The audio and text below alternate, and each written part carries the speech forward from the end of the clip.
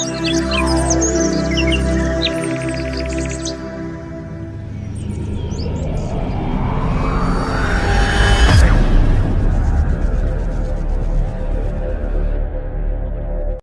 morning, my dear brothers and sisters in Christ. I bring greetings in the name of Jesus. ಯೇಸು ಕ್ರಿಸ್ತನ ಶ್ರೇಷ್ಠವಾದ ನಾಮದಲ್ಲಿ ನಿಮ್ಮೆಲ್ಲರಿಗೂ ಹೃದಯಪೂರ್ವಕವಾಗಿ ಶುಭವನ್ನು ತಿಳಿಸುತ್ತೇನೆ. ಎಲ್ಲರೂ ಚೆನ್ನಾಗಿದ್ದೀರಾ? ಕ್ಷೇಮವಾಗಿದ್ದೀರಾ? ನಿಮ್ಮ ಕುಟುಂಬ ಚೆನ್ನಾಗಿದೆಯಾ? ನೀವು ಯಾವಾಗಲೂ ಕೂಡ ಕ್ಷೇಮವಾಗಿ ಸುರಕ್ಷಿತವಾಗಿ ದೇವರ ಕರದಲ್ಲಿರಬೇಕೆಂಬುದಾಗಿ ನಿಮಗೋಸ್ಕರವಾಗಿ ಪ್ರಾರ್ಥಿಸುತ್ತಿದ್ದೇವೆ. ರಾಜಮಂಡ್ರಿ ಕ್ರೈಸ್ಟ್ ವರ್ಶಿಪ್ ಸೆಂಟರ್ ಅಲ್ಲಿ ಹಾಗೂ ಜಾನ್ ವೆಸ್ಲಿ ಇಂಟರ್ನ್ಯಾಷನಲ್ ಮಿನಿಸ್ಟ್ರೀಸ್ ಅಲ್ಲಿ ಇರುವಂತಹ ಪ್ರೇಯರ್ ಪಾರ್ಟ್ನರ್ಸ್ ನಿಮಗೋಸ್ಕರವಾಗಿ ಪ್ರಾರ್ಥಿಸುತ್ತಿದ್ದಾರೆ. ಈ ಸೇವೆಗೋಸ್ಕರ ನಿಮ್ಮಲ್ಲಿ ಅನೇಕರು ಪ್ರಾರ್ಥಿಸುತ್ತಾ ಇದ್ದಾರೆ. ನಿಮಗೋಸ್ಕರವಾಗಿಯೂ ಕೂಡ ನಾವು ಕೃತಜ್ಞತೆ ಸಲ್ಲಿಸುತ್ತೇವೆ. ಪ್ರತಿದಿನ ಬೆಳಗ್ಗೆ ಎದ್ದ ನಂತರವಾಗಿ ಬೈಬಲ್ ಗ್ರಂಥದಿಂದ, ಸತ್ಯವೇದದಿಂದ ಒಂದು ವಾಗ್ದಾನವನ್ನು ಓದುವುದರ ಮೂಲಕ, ಕೇಳುವುದರಿಂದ, ಧ್ಯಾನಿಸುವುದರಿಂದ ದೇವರ ಆಶೀರ್ವಾದವನ್ನು ಹೊಂದಿಕೊಳ್ಳುತ್ತಾ ಇದ್ದೇವೆ. ಆ ದಿನಕ್ಕೆ ಬೇಕಾದಂತಹ ಸ್ಫೂರ್ತಿಯನ್ನು, ಶಕ್ತಿಯನ್ನು, ಬಲವನ್ನು ವಾಕ್ಯದ ಮೂಲಕವಾಗಿ ನಾವು ಹೊಂದಿಕೊಳ್ಳುತ್ತಾ ಇದ್ದೇವೆ. ಅದಕ್ಕೆ ದೇವರಿಗೆ ಮಹಿಮೆ ಸಲ್ಲಿಸುತ್ತೇವೆ. ನಿಮ್ಮಲ್ಲಿ ಅನೇಕರು ಈ ವಾಗ್ದಾನ ಸಂದೇಶದ ಮೂಲಕವಾಗಿ ಆಶೀರ್ವದಿಸಲ್ಪಡುತ್ತಿದ್ದೀರಾ ಎಂಬುದಾಗಿ ನೀವು ಕೊಡುತ್ತಿರುವಂತಹ ಸಾಕ್ಷಿ ನಿಮಿತ್ತವಾಗಿ ನಾವು ದೇವರಿಗೆ ಸ್ತೋತ್ರ ಹೇಳುತ್ತೇವೆ. ಈ ದಿನ ವಾಗ್ದಾನಕ್ಕಾಗಿ ಎದುರು ನೋಡುತ್ತಾ ಇದ್ದೀರಲ್ವಾ? ಕೀರ್ತನೆಗಳು 34ನೇ ಕೀರ್ತನೆ 5ನೇ ವಾಕ್ಯವನ್ನು ಓದೋಣ. Sam 34 and verse 5. ಆತನನ್ನೇ ದೃಷ್ಟಿಸಿದವರು ಪ್ರಕಾಶವನ್ನು ಹೊಂದಿದರು, ಅವರ ಮುಖವು ಲಜ್ಜೆಯಿಂದ ಕೆಡುವುದೇ ಇಲ್ಲ.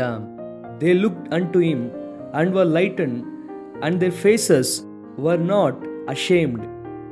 ಅವರ ಮುಖವು ಲಜ್ಜೆಯಿಂದ ಕೆಡುವುದೇ ಇಲ್ಲ ಎನ್ನುವಂತಹ ಮಾತನ್ನು ಸತ್ಯವೇದದಲ್ಲಿ ನಾವು ನೋಡುತ್ತೇವೆ. ಯಾಕೆ ಅಂದರೆ ಅವರು ಯಾಕೆ ಧೈರ್ಯದಿಂದ ಬದುಕುತ್ತಿದ್ದಾರೆ, ಅವರು ಯಾಕೆ ದೇವರ ಕೃಪೆಯಲ್ಲಿ ಬೆಳೆಯುತ್ತಾ ಇದ್ದಾರೆ ಅಂದರೆ ಅವರು ಆತನನ್ನು ದೃಷ್ಟಿಸುತ್ತಾ ಇರುವುದರಿಂದ. ಯಾರು ಆತನೆಂದರೆ ದೇವರು. ಯಾರು ದೇವರನ್ನು ದೃಷ್ಟಿಸುತ್ತಾರೋ ಅವರು ಪ್ರಕಾಶವನ್ನು ಹೊಂದುವರು. ಒಂದು ಪ್ರಾಕ್ಟಿಕಲ್ ಎಕ್ಸಾಂಪಲ್ ನಿಮಗೆ ಹೇಳುತ್ತೇನೆ, ಕೇಳಿರಿ. ನಾನು ಒಂದು ಲೈಟ್ ಮುಂದೆ ನಿಂತುಕೊಂಡೆ ಎಂಬುದಾಗಿ ಇಟ್ಟುಕೊಳ್ಳಿ.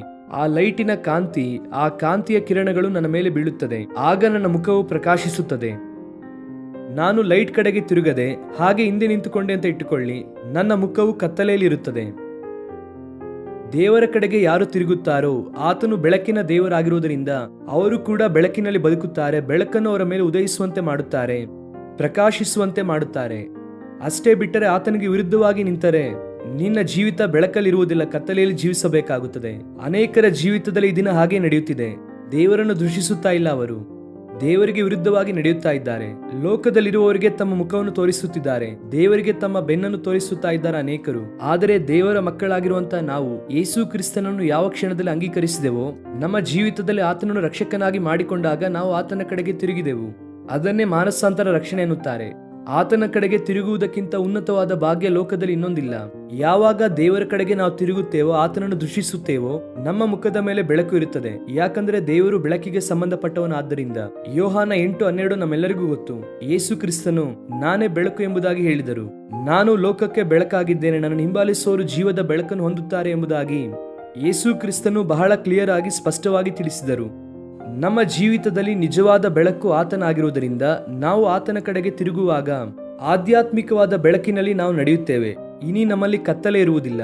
ಕತ್ತಲೆಗೆ ನಮ್ಮ ಮೇಲೆ ಅಧಿಕಾರ ಇಲ್ಲ, ಅಂಧಕಾರದ ಶಕ್ತಿಗಳಿಗೆ ನಮ್ಮ ಮೇಲೆ ಅಧಿಕಾರ ಇಲ್ಲ. ಯಾಕಂದ್ರೆ ನಾವು ದೇವರ ಬೆಳಕಿನಲ್ಲಿ ನಡೆಯುತ್ತಾ ಇದ್ದೇವೆ. ಆದ್ದರಿಂದ ಅಷ್ಟು ಮಾತ್ರವಲ್ಲದೆ ಯಾರು ದೇವರ ಕಡೆಗೆ ತಿರುಗುತ್ತಾರೋ ಅವರಿಗೆ ಬೆಳಕು ಉಂಟಾಗುವುದು ಮಾತ್ರವಲ್ಲದೆ ಅವರ ಮುಖವು ನಾಚಿಕೆಗೀಡಾಗುವುದಿಲ್ಲ ಅಂದರು, ಲಜ್ಜೆಯಿಂದ ಕೆಡುವುದೇ ಇಲ್ಲ ಅಂದರು. ಅಂದರೆ their faces were not ashamed ಎನ್ನುವಂತ ಮಾತು ಉಪಯೋಗಿಸಿದ್ದಾರೆ. ಇಬ್ರಿಯ ಭಾಷೆಯಲ್ಲಿ ಅಶೇಮ್ಡ್ ಎನ್ನುವಂತ ಪದಕ್ಕೆ ಕಫೇರ್ ಎಂಬುದಾಗಿ ಉಪಯೋಗಿಸಿದ್ದಾರೆ. ಅದಕ್ಕೆ ಅರ್ಥ ಹೇಗೆ ಇರುತ್ತದೆ ಎಂದರೆ ಡಿಸಪಾಯಿಂಟ್ ಎಂಬುದಾಗಿ ಇರುತ್ತದೆ, ನಿರುತ್ಸಾಹ. ಎರಡನೆಯದಾಗಿ ನಾಚಿಕೆ ಪಡುವಂಥದ್ದು. ಮೂರನೆಯದಾಗಿ ಕನ್ಫ್ಯೂಷನ್ ಅಲ್ಲಿ ಇರುವಂಥದ್ದು. ಕಫೇರ್ ಎನ್ನುವಂತ ಪದಕ್ಕೆ ಕನ್ಫ್ಯೂಷನ್ ಎಂಬುದಾಗಿ ಕೂಡ ಅರ್ಥ ಬರುತ್ತದೆ. ಅಂದರೆ ಯಾರು ಈಗ ದೇವರ ಕಡೆಗೆ ತಿರುಗುತ್ತಾರೋ ಅವರ ಮುಖವು ಲಜ್ಜೆಯಿಂದ ಕೆಡುವುದೇ ಇಲ್ಲ ಅಂದರೆ ಅದರ ಅರ್ಥ ಏನು ಗೊತ್ತಾ? ಅವರು ನಿರುತ್ಸಾಹದಲ್ಲಿಲ್ಲ, ಅವರು ಕನ್ಫ್ಯೂಷನ್ ಅಲ್ಲಿಲ್ಲ, ಅವರು ಅವಮಾನದಲ್ಲೂ ಕೂಡ ಇಲ್ಲ. ಎಷ್ಟು ಉನ್ನತವಾದಂಥ ಆಶೀರ್ವಾದ ಇವೆಲ್ಲವೂ ಕೂಡ. ಈ ದಿನ ದೇವರ ಕಡೆಗೆ ತಿರುಗುತ್ತೀಯಾ? ಈ ದಿನ ಈ ವಾಗ್ದಾನವನ್ನು ಕ್ಲೈಮ್ ಮಾಡೋಣವಾ? ಆ ಬೆಳಕು ನಿನ್ನ ಮೇಲೆ ಬೀಳುವಾಗ ನಿನ್ನಲ್ಲಿರುವಂಥ ನಿರುತ್ಸಾಹವನ್ನು ದೇವರು ತೆಗೆದುಹಾಕುತ್ತಾರೆ. ಕೆಲವು ಸಾರಿ ಎದುರಿಸುವಂಥ ಸಮಸ್ಯೆಗಳ ನಿಮಿತ್ತವೋ, ಕುಟುಂಬ ಪರಿಸ್ಥಿತಿಯ ನಿಮಿತ್ತವೋ, ಮಕ್ಕಳು ದಾರಿ ತಪ್ಪಿದ ಅನುಭವದ ನಿಮಿತ್ತವೋ, ಗಂಡ ಇಷ್ಟಾನುಸಾರವಾಗಿ ಜೀವಿಸುತ್ತಿರುವಂತಹ ಪರಿಸ್ಥಿತಿಯ ನಿಮಿತ್ತವೋ, ಹೆಂಡತಿ ದಾರಿ ತಪ್ಪಿದ್ದರ ನಿಮಿತ್ತವೋ ನಿರಾಶೆ, ನಿರುತ್ಸಾಹ ಬರುವಂಥದ್ದು ಸಹಜವೇ. ಅಂತಹ ಸಂದರ್ಭದಲ್ಲಿ when you look unto God, ನೀನು ದೇವರನ್ನು ದೃಷ್ಟಿಸುವುದಾದರೆ ನಿನ್ನಲ್ಲಿರುವಂತಹ ನಿರಾಶೆ ನಿರುತ್ಸಾಹವನ್ನು ದೇವರು ತೊಲಗಿಸುತ್ತಾರೆ. ಅವಮಾನವನ್ನು ದೇವರು ದೂರ ಮಾಡುತ್ತಾರೆ ಎಂಬುದಾಗಿ ನಾವು ವಾಕ್ಯದಲ್ಲಿ ನೋಡುತ್ತೇವೆ. ಅವಮಾನದಿಂದ ದೂರಪಡಿಸುವಂತಹ ದೇವರು. ಇಸ್ರಾಯೇಲ್ ಪ್ರಜೆಗಳ ಜೀವಿತದಲ್ಲಿರುವಂತಹ ಅವಮಾನವನ್ನು ದೇವರು ದೂರ ಮಾಡಿ ಕಾನಾನ್ ದೇಶಕ್ಕೆ ಅವರನ್ನು ನಡೆಸುವುದಕ್ಕೆ ದೇವರು ಇಷ್ಟಪಟ್ಟರು. ಈ ದಿನ ನಿನ್ನ ಜೀವಿತದಲ್ಲಿ ಆತನನ್ನು ದೃಷ್ಟಿಸುತ್ತೀಯಾ? ಪಾಪ ಮನುಷ್ಯನಿಗೆ ಅವಮಾನವನ್ನು ತಂದಿತು. ರೆಪ್ರೋಚ್ ಎನ್ನುವಂಥದ್ದು ಮನುಷ್ಯನಲ್ಲಿ ಬಂತು. ಯಾಕೆ? ಪಾಪ ಮನುಷ್ಯನಿಗೆ ಯಾವಾಗಲೂ ಅವಮಾನವನ್ನು ತರುತ್ತದೆ. ಆದರೆ ದೇವರ ಕಡೆಗೆ ಯಾರು ತಿರುಗುತ್ತಾರೋ ಅವರ ಮುಖವು ಪ್ರಕಾಶಿಸುತ್ತದೆ. ದೇವರು ಅವರ ತಲೆಯನ್ನು ಮೇಲೆತ್ತುತ್ತಾರೆ. ಅವರು ದೇವರಿಗೋಸ್ಕರ ಜೀವಿಸುವುದಕ್ಕೆ ದೊಡ್ಡ ಸಾಕ್ಷಿಯನ್ನಾಗಿ ದೇವರು ನೇಮಿಸಿದ್ದಾರೆ. ಅಂತಹ ಅನುಭವ ನಿನಗೆ ಬೇಕಾ? ರಾಜಮಂಡ್ರಿ ಕ್ರೈಸ್ಟ್ ವರ್ಷಿಪ್ ಸೆಂಟರ್ಗೆ ಬರುವವರು ಅನೇಕರು ಈ ಹಿಂದೆ ಪಾಪದ ಭಯಂಕರತ್ವದಲ್ಲಿ ಜೀವಿಸಿದವರು, ಅವಮಾನದಿಂದ ಜೀವಿಸಿದವರು, ಆತ್ಮಹತ್ಯೆ ಮಾಡಿಕೊಳ್ಳಬೇಕೆನ್ನುವಂತ ಆಲೋಚನೆಯಿಂದ ಇದ್ದವರು, ಕರ್ತನನ್ನು ಹಿಂಬಾಲಿಸುತ್ತಾ ಆತನನ್ನು ಆರಾಧಿಸುತ್ತಾ ಹೃದಯಪೂರ್ವಕವಾಗಿ ಸ್ತುತಿಸುತ್ತಾ ಈ ದಿನ ಅವರು ಇರುವಂತಹ ಪ್ರಾಂತ್ಯದಲ್ಲಿ, ಅವರು ಕೆಲಸ ಮಾಡುತ್ತಿರುವಂತಹ ಸ್ಥಳದಲ್ಲಿ, ಅವರು ಕೆಲಸ ಮಾಡುವಂತಹ ಆಫೀಸಲ್ಲಿ ದೇವರಿಗೆ ಬಲವಾದ ಸಾಕ್ಷಿಗಳಾಗಿ ಅನೇಕರು ಜೀವಿಸುತ್ತಿದ್ದಾರೆ.